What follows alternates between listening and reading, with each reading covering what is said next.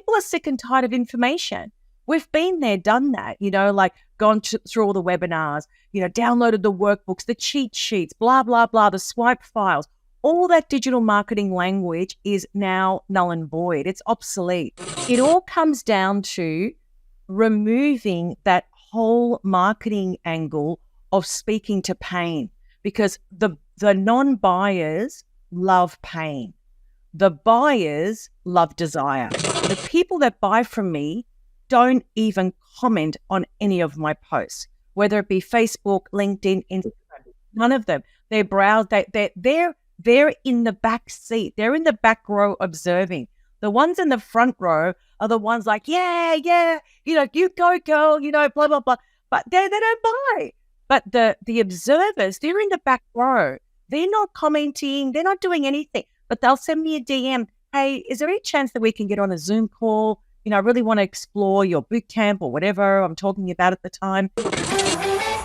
If you want to build a legitimate, profitable online business without shiny objects, without the hypey gimmicks, and without the stress and overwhelm, if you want to make more money without having to be present online all day, every day, pumping out content that nobody sees and hustling DMs to generate leads and sales, then this is the place for you.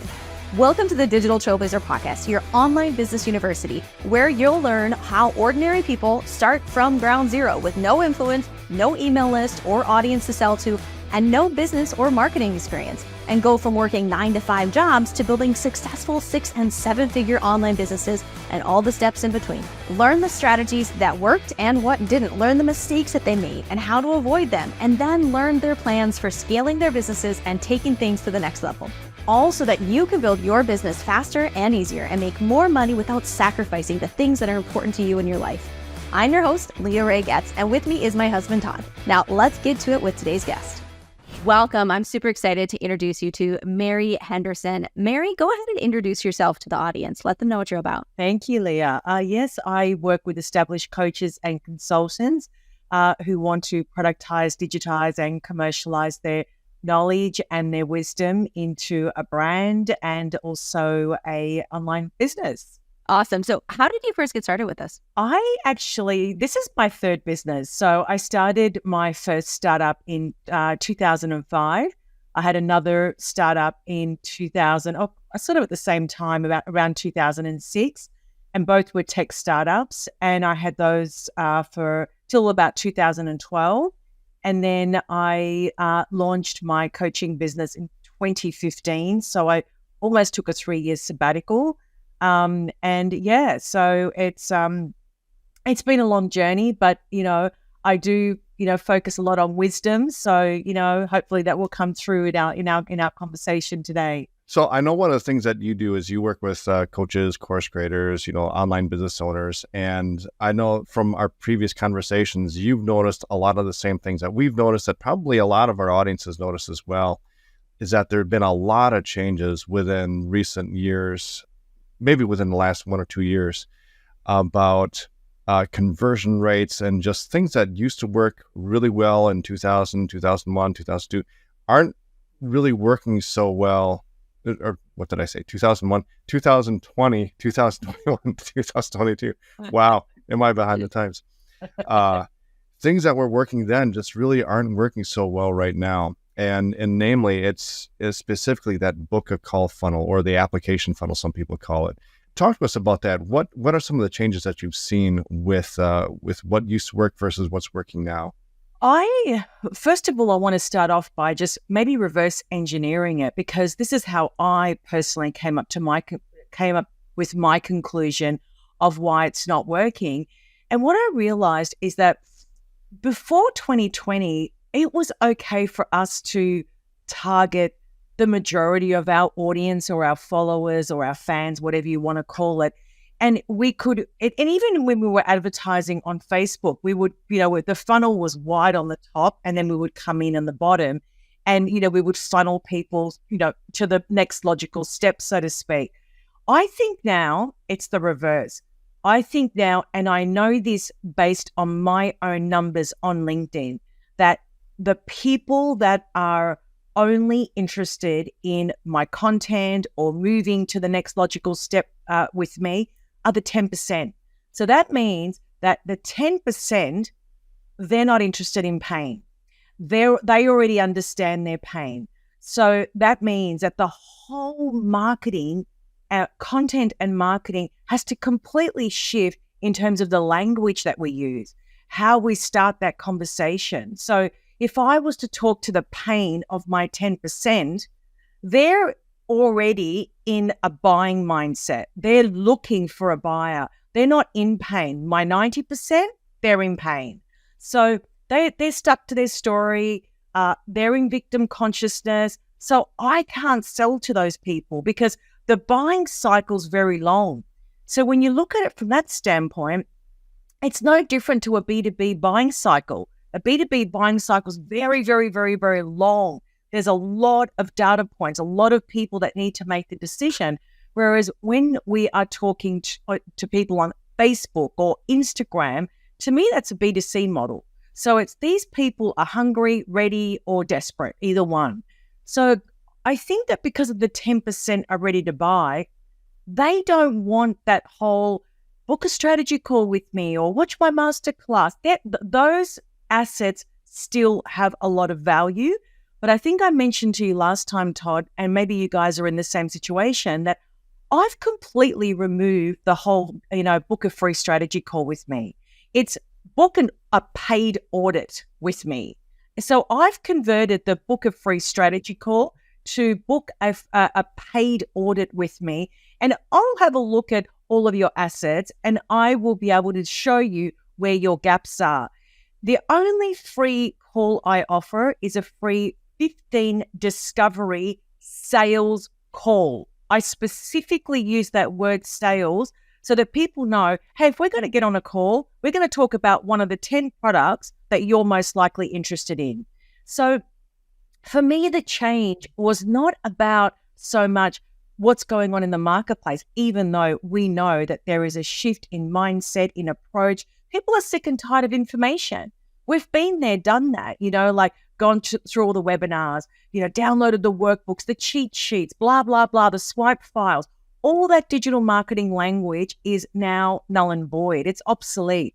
So I feel very passionate about this topic just purely because of my own data points.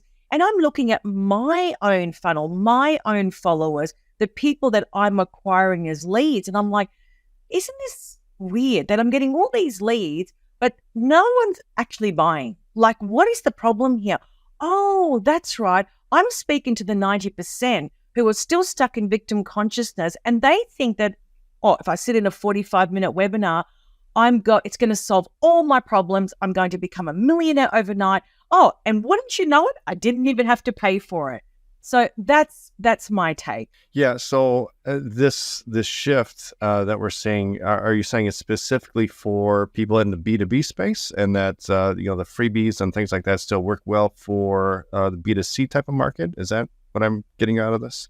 Well, I'm even bypassing it with the B2C market. Most of the people that I work with are individuals, and most of those people are not really interested in downloading workbooks and watching masterclasses. Even the way that I do my masterclasses have actually changed.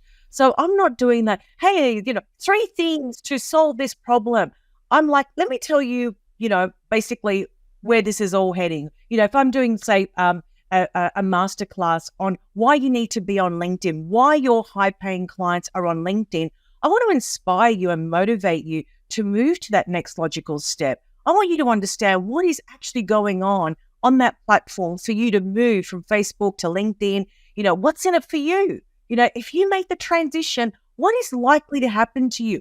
Based on my experience, this can happen to you too. By the way, look at all my clients that are having these experiences. Is that the desire that you want? So what I'm finding is, regardless of whether it's B2C or B2B, most of my clients are selling to B2B and or B2C.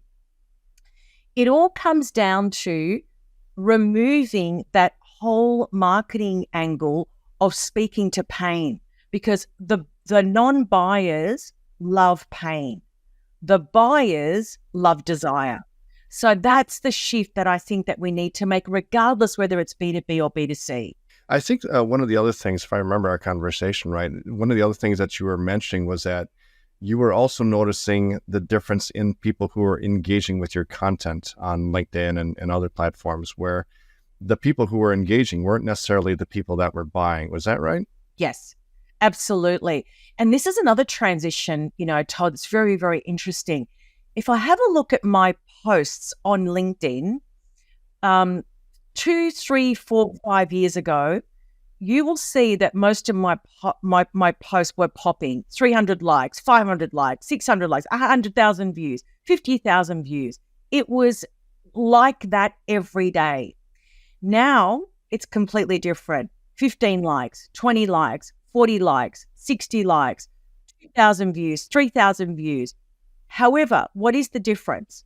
It comes back to that 90-10, that the 10% that are engaging are people that are genuinely interested in wanting more information about me. In fact, this is, and I don't know if you're finding this, but here's the other interesting fact.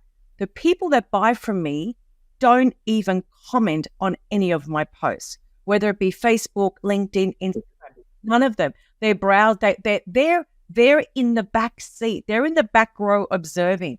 The ones in the front row are the ones like, yeah, you go, girl, blah, blah, blah. But they don't buy. But the observers, they're in the back row. They're not commenting. They're not doing anything. But they'll send me a DM. Hey, is there any chance that we can get on a Zoom call? I really want to explore your boot camp or whatever I'm talking about at the time. So I find it really interesting that, now the other weird thing for me is that I sort of paused on Facebook for a long time and I just focused on LinkedIn, and I have been for the last 6 years. It's only been the last 12 months that I've gone back to Facebook after what I learned from LinkedIn. And now my posts on Facebook are doing exactly what my posts on LinkedIn were doing, pre-2020. So it's just they're very different platforms, but there's one common denominator, the 10%. That's the same whether it's Facebook or whether it's LinkedIn, I'm still only selling to the 10%. Yeah. When I look at just even my own behavior on Facebook or any other platform, and I think back to, okay, well, what's the actual last freebie that I downloaded? I can't even think about it. But like I can't even remember when the last time that I downloaded a freebie was, or even commented on an ad or commented or liked or anything. But I know that over the past 12 months, I've bought several courses. I've bought a bunch of things, but I haven't necessarily downloaded a bunch of freebies. So it's interesting that you mentioned these things, because when I think about my own behavior, yes, that's exactly what I'm doing. Correct. And we are always selling to a version of ourselves, right? So I'm always, it's exactly like me. I'm in exactly the same situation. I don't download. I'm not interested. The moment I see, hey, I'm doing a free masterclass and I'm going to reveal everything to you, that's a red flag for me. It's like, next, I can't even consume any more content in my head because there's just so much going around. If I want it, I'll go, yep, I really want to speak to that person. It's like I got on a call yesterday with someone who's an Instagram expert. I'm like, just tell me what your fees are, what you do, how do you do it? What results do you get? Don't bullshit me. Just tell me, just get straight to the point. And I think that that's what people want. They just get to the bottom line. And that's what I'm like. That's why I only do 15-minute free sales discovery calls. It's like, in 15 minutes, I'm going to tell you what it is, what you're in for, how much it costs, what to expect, yes or no, basically. And that's it. So the other thing is that I found is, I'm not convincing anymore. I'm not doing the whole sales spiel. It's like, here's my content. My content will do the showing and the telling, but I ain't going to convince you. And I'm not following up. I'm not going to email you, and DM you on Messenger and say, hey, did you see that masterclass that I did? I don't even do that anymore. It's like those days for me are gone. Yeah. And I wonder how much this is just, the market having been conditioned to just accept, freebies and do all that stuff. People are just used to that now. It's just like when we look at webinars and how those have changed. Yes. And, 4, 5, 8 years ago when we started doing webinars, like show rates were in the high 20s, low 30s for a live webinar. And now they're down in like the mid-teens, sometimes the low teens. It's like people, even when they register for a live webinar and you're doing it live, people just aren't showing. And so that's why people are, the market has had to shift. We've had to adapt and do other things like challenges or something where what you're doing, which is, you're just selling your services right up front, right? There's no freebies. You want a straight answer. You want a straight solution. Here's the first thing that you need to check out. And it's, $95 or however much it is. So talk to us about that. When you're getting people in with that first sale, what exactly are you offering? Like, is it a tripwire offer? Is it some people call a SLO, self-liquidating offer? Is it a consult? What is it that people are buying to kind of get their foot in the door with your funnel? I have 3 levels, if you will, of the funnel. So I'm always selling something from my signature program. So my signature is my foundational piece. And then I'm always pulling something out and I'm selling one part of a bigger system. But that one part has massive value. Like, it really is a valuable tool. I call my frameworks assets. So they're buying an asset that they can implement in their business to empower them. It's going to do something. It's going to help you do something. And then once I find that I get them into one of these lower programs, these programs are under $499, right? It's just one lesson. I'm just about to launch another one and I'm doing that one for $199, but that's the entry level. That's the first experience you're going to have with me. And then I find it's so easy to sell them straight into my high ticket. Because once they're in, they're like, oh my God, like this is, I've never seen anything like this, or it works, or, they get some sort of outcome, result, or transformation. It is so easy for me to sell them into my 12-week boot camp. And I find that the majority of people that come into my low ticket, especially my LinkedIn course, it is unbelievably easy for me to sell them straight to that 12-week boot camp, which is $5,500 at the early bird special, no problem. And because they get so many, they're having an ecstatic brand experience. That's what I call it. And because they're having that, it's so experiential, it's so outcome driven, so results driven. They're like, what else do you have? And so that's my model. So it's very simple. I'm not overcomplicating anything. I'm just using common sense. But Todd, I think that there's there's one other layer here I think is really, really important to touch on. And that is that I come from a tech background. So, in my software company, we built systems. We were a very agile software development company. We were very much driven by frameworks, very much reverse engineering, how the consumer wanted to experience the software and working back to front. And so when I started my coaching business, I was like, I just want to build systems. I don't want to build offers on the fly.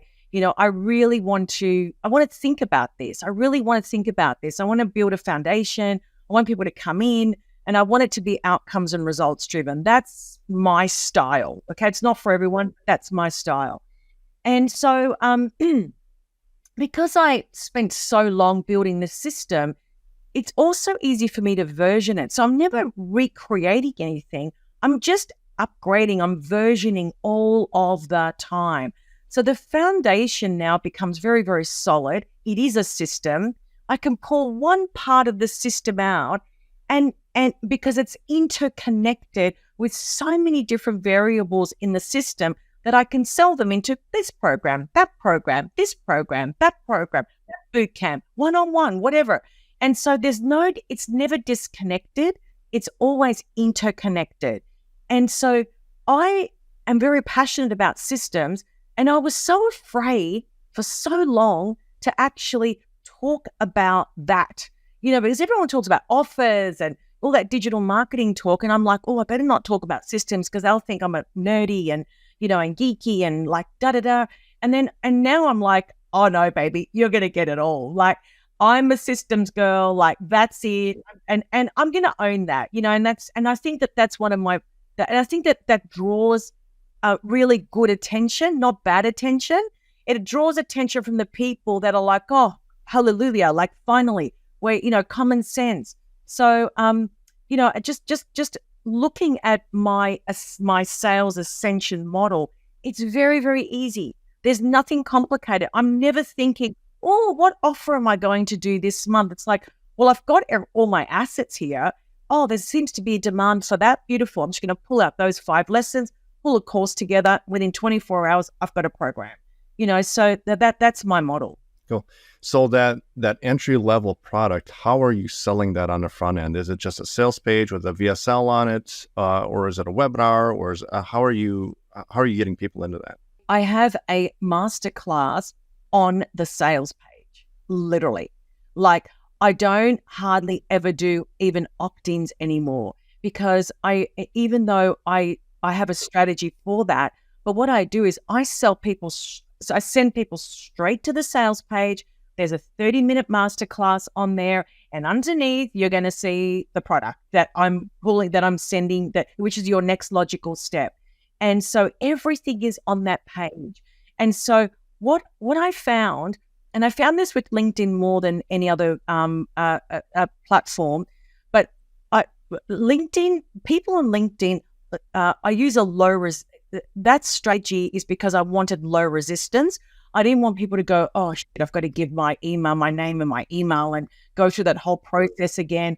I found that people resist that on LinkedIn. So I was like, problem solved. Put the masterclass on the sales page and send them the link. Hey, there's no opt-in. The masterclass is on the top of the sales page. And by the way, just to let you know that there's a promo this week on that if you want my system. But hey, enjoy the 30-minute masterclass.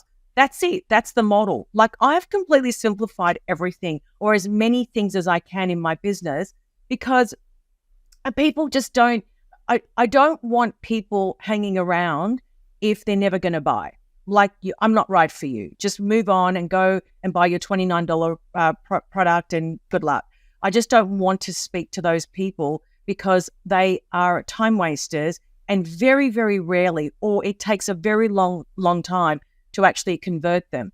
Now, I do also have masterclasses, opt-ins. I do also use that strategy.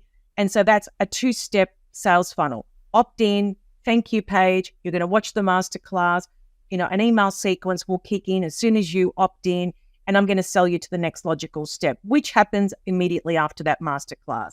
And then I run with those type of funnels, I usually have a cutoff date. So the specials only valid for 48 hours or 72 hours.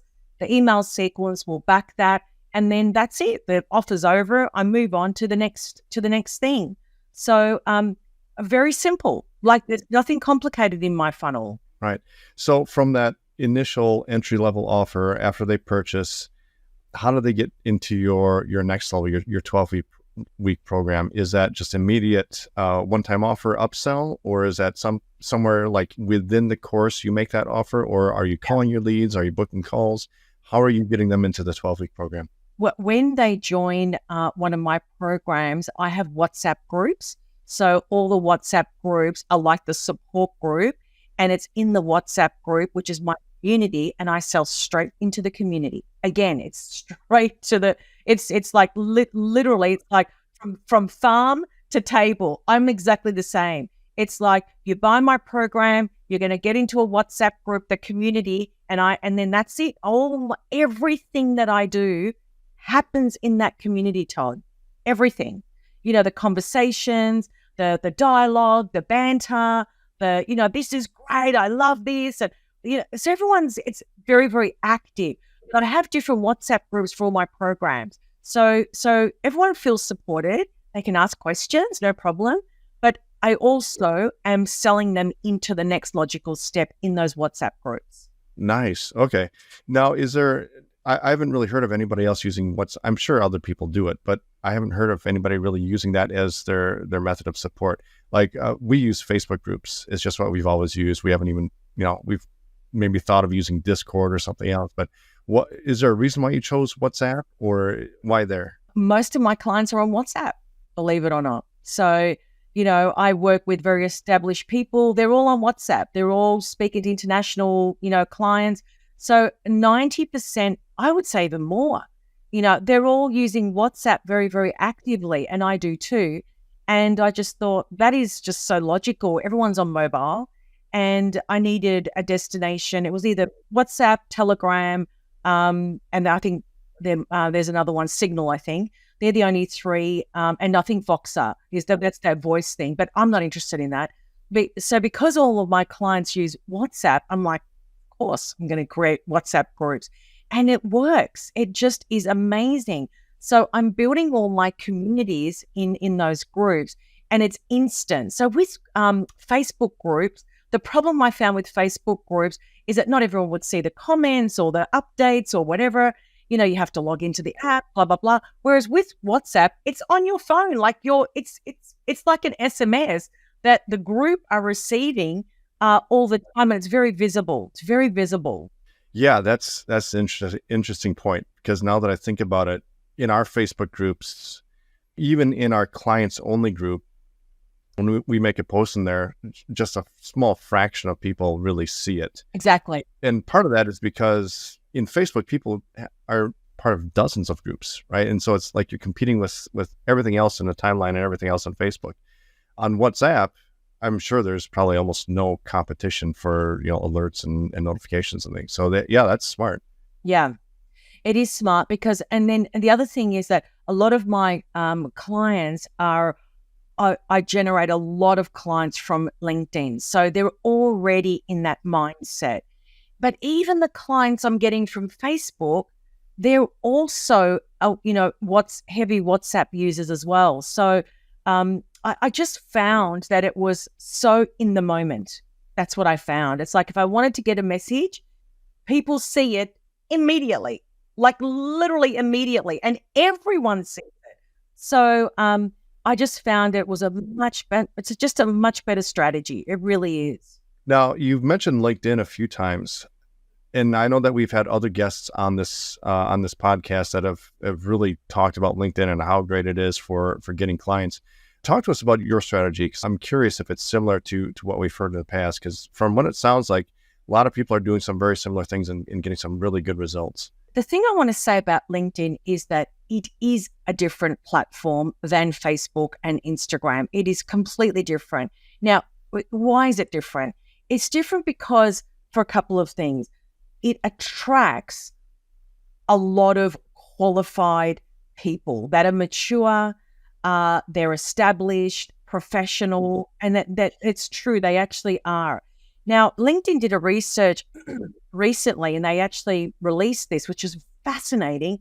And they basically did a research to understand what do C-suites and people in decision-making roles in the B2B sphere, how do they make buying decisions? And what they found is that thought leadership content plays a significant role when these people are making decisions on vendors and products and services, etc.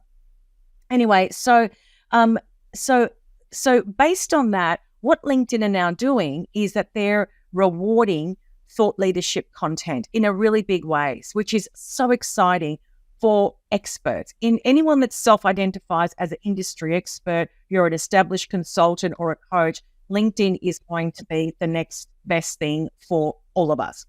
So the other thing is that they're not rewarding influencers, as in self-proclaimed influencers, the ones that have got the 500,000, views, they get millions of views on their viral videos.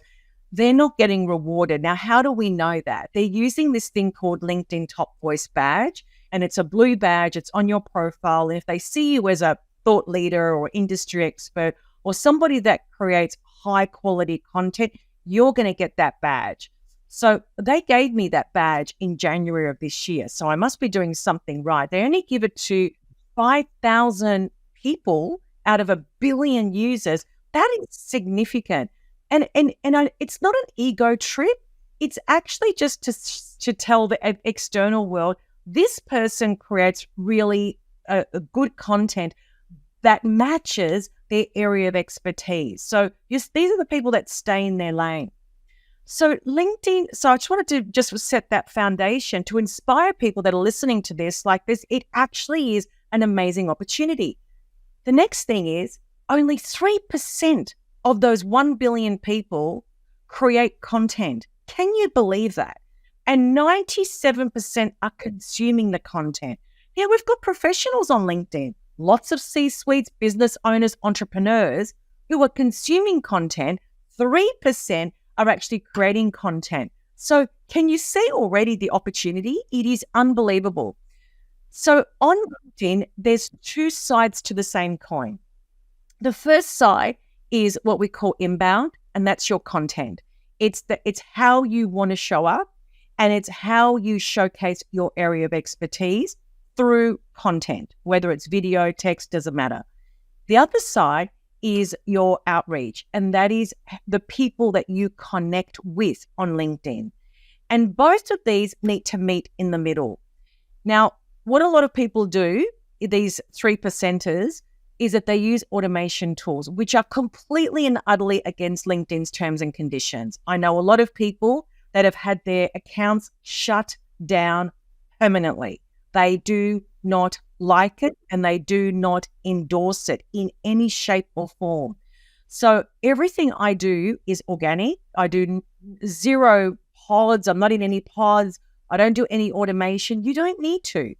What we need to do is target what I call my 10%. So when I can understand who my 10% are, then I can start the dialogue with them. And this is what's so amazing about LinkedIn, is that you send messages to people to make that connection. And that message is to me the funnel. It's the funnel. You just lead people to the next logical step. As you're starting the dialogue, hey, I want to connect. We've got mutual connections, blah, blah, blah. This is a little bit about me. I'd love if this resonates. Let's connect and support one another. People accept your connection request. Now I can move them down my funnel, and my content that they see, they will decide, oh, I love this content. I want to connect with Mary. Definitely want to connect with her. But LinkedIn is a reciprocation platform. So when I give, I'm going to get. When they give, they're going to get. So it's not difficult. It's just that you have to get both of these correct. There's the inbound, and then there's the outbound. And then, of course, there's the profile as well, which plays a significant role. You need to have the profile updated so that it's what they call all-star rating. And and these are just these are critical data points for LinkedIn. Your profile, you're engaging with other people's content, as in your influencers or your target audience, or there could be other people on there that you support their content, people that you're connected to, support their content. So the more you engage, the more LinkedIn's going to show your content to those people as well. It's a very interesting platform. But here's the thing, which we spoke about before. The 10% that are in the back row, they don't necessarily comment on your post, because remember, you're talking to business owners and a lot of C-suites and a lot of people that are decision makers. They don't want to be seen. So they want to be behind the scenes, but they will send you a DM. So that's the interesting thing about LinkedIn. So as far as LinkedIn goes and finding your audience, is this mostly for B2B, or, if you're looking for executives, that type of an audience, or does this also work for other types of businesses? For example, if you're a coach who helps, stay-at-home moms, or if you're a fitness or in health coach or something like that, is LinkedIn still a good platform for you? 100% yes.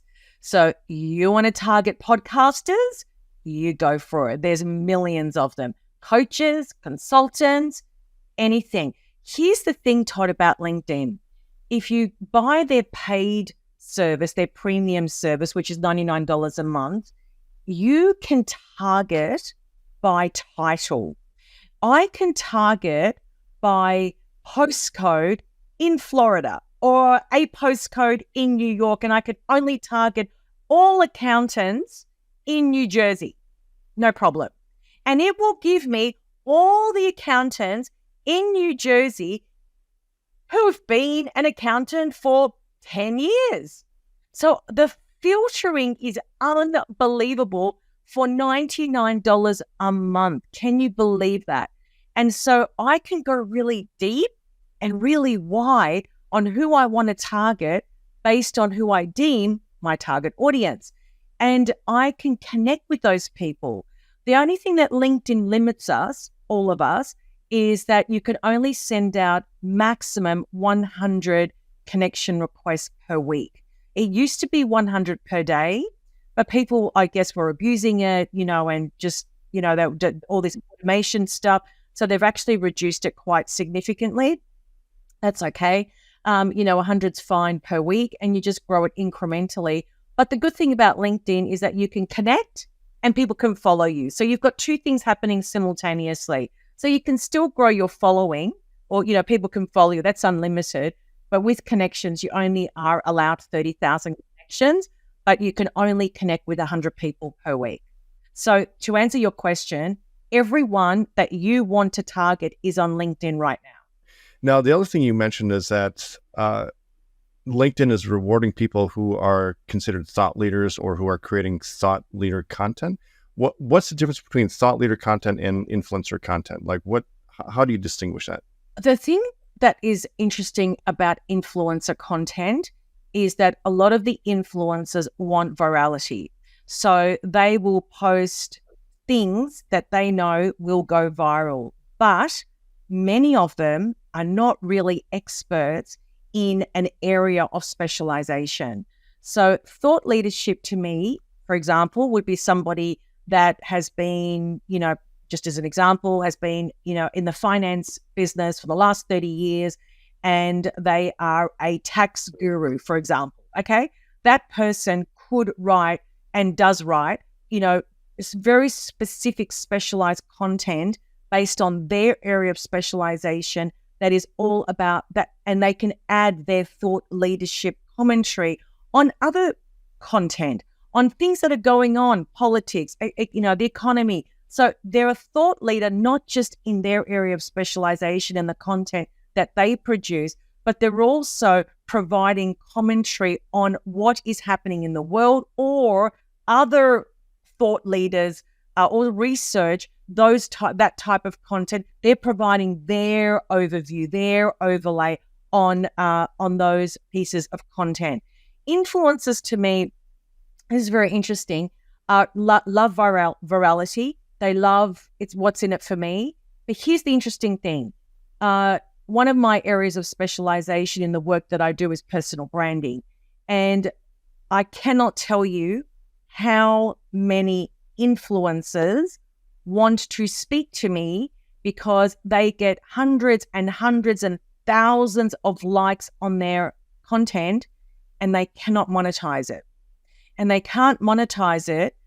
They don't understand what we do.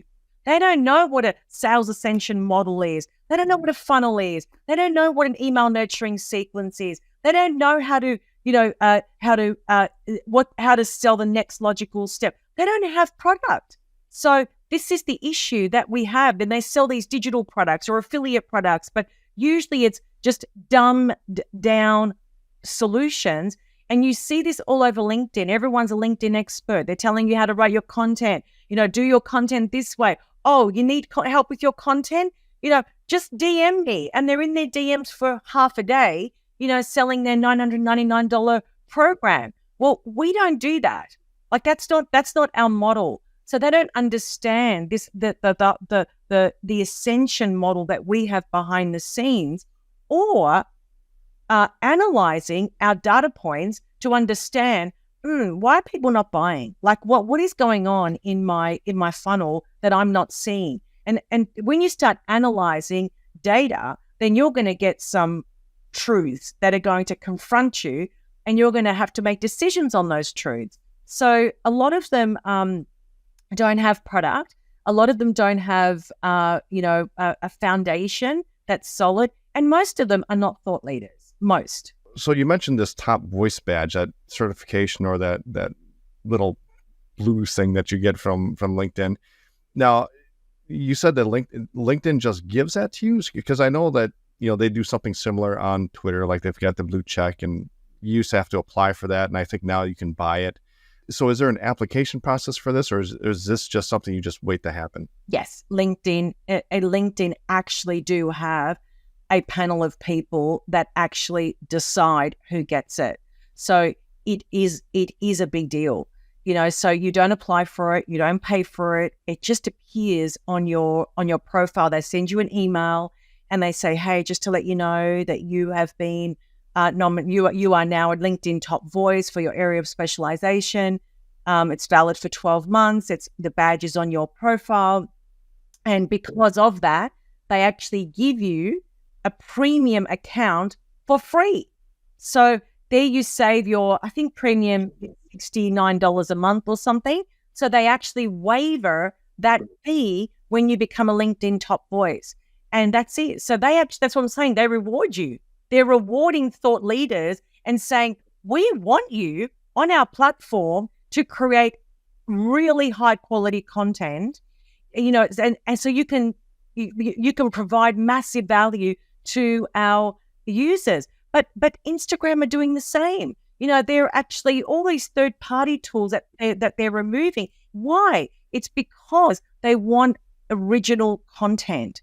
They're saying the royalty-free images in B-roll videos, even they are going to be penalized according to Instagram. So we've got to look at content now from a completely different standpoint. And I think that LinkedIn are right on the money. I think that they're motivating people like us to go on the platform and say, I'm going to put my stake in the ground. I'm going to own this piece of real estate, and I want to be known as that person in that area of specialization. So it sounds like what really social media platforms are looking for is more original content, right? Stuff that not stuff that's just being outsourced. It's being, churned out with B-roll and just generic things just to get clicks and things like that. So as far as becoming a top voice and maintaining that, how much content do you need to create? Like, is it just one post a day? And then what type of content? Does it need to be a written post, a video post, or does it matter? How does that work? I think it needs to be a combination of different types of mediums, Todd. I think it's important to just mix it up. I post every day except weekends. And it really is about thought leadership. It's what do I really want to say that my 10% will find of absolute value. So I do a combination of, I do text, image, I do video. I also do on LinkedIn. What is awesome is that you can upload a PDF and it displays as a slideshare. It's actually awesome. It's like a carousel like you have on Instagram. You just upload the PDF and then it's just a slideshare. It's absolutely gorgeous. So I do a lot of those. So I really mix it up. And sometimes I just do text, like 2 paragraphs of text, no image, no nothing. It's just what's on my mind. So I feel that you've got to mix it up regardless, it doesn't matter what social media platform you're on. But with LinkedIn, it's just, if you mix it up, your followers and the people you're connected with, they will actually stop and they will actually read. The other thing is, and I might just mention this here because we're on the topic of LinkedIn, is they have where you can create newsletters on LinkedIn that people can subscribe to, and when you create an article for your newsletter, LinkedIn will push it out to all of the subscribers to say, hey, Mary Henderson or whatever my newsletter is called, the micro influencer, has posted a new article. And, you get, I've got 12,000 subscribers to my newsletter at the moment, and it's growing by 300 or 400, 500 each week. I'm not doing anything. LinkedIn are pushing it out. So do you see how there's so much power in the platform? And they also allow for LinkedIn live streaming as well. This is another way that I use that a lot, as my masterclass. And again, I'm leading people to the next logical step at the end of my LinkedIn Live. There's a lot of layers. We can do a whole podcast just on LinkedIn if you ever wanted to. Yeah. And that's the thing, like even for the price of that premium subscription plan, even if it's whatever, $70 or $100 a month, if you were to take that same money and try to generate leads on Facebook or Instagram or any other platform, even just freebie, like the cheap freebie leads, PDF giveaway, yes, trying to reach that type of an audience where it's high level executives or something, like the cost per lead is probably, even for a free download, at least $5, $10 per lead, maybe even $15, $20 per lead, depending on how, what your budget is. Uh-huh. But if you're getting 500 people on your newsletter list per week, that's, the ROI on that is just crazy. That's amazing. Ridiculous. But it's not just that, Todd. What about the people I'm consciously connecting with? What about when I offer them, hey, would you like to my blah, blah, blah, and I'm moving them in my funnel? What about those 20 people that say yes to my masterclass or some type of opt-in where I'm moving them into? What about those 20 people? So there's another 100, 200 leads I get every month qualified, and then I move them through. This is what, for $99 a month? What's $99? It's nothing when you think of it like that. Well, this has been awesome. If people want to learn more about you or come check you out, I'm assuming they should find you on LinkedIn, perhaps? Yes, I'm on LinkedIn, I'm Instagram, and very active on Facebook. And I'm at Mary Henderson Coaching, or my website, maryhendersoncoaching.com. That's awesome. And do you have a freebie for the audience? People can actually join my exclusive Inner Circle newsletter, where I do send very specific content and offers to people that join that newsletter, which is on my website. Awesome. Well, thank you so much. We appreciate you. Thank you, Leah. Thank you, Todd. You've been listening to the Digital Trailblazer podcast. For show notes and information about today's guest, head to digitaltrailblazer.com. Now, if you love this episode, if you got some value, make sure you leave us a review and subscribe. And be sure to share this episode with anyone you know who could use help to build their business. Thank you for listening, and we'll see you next time.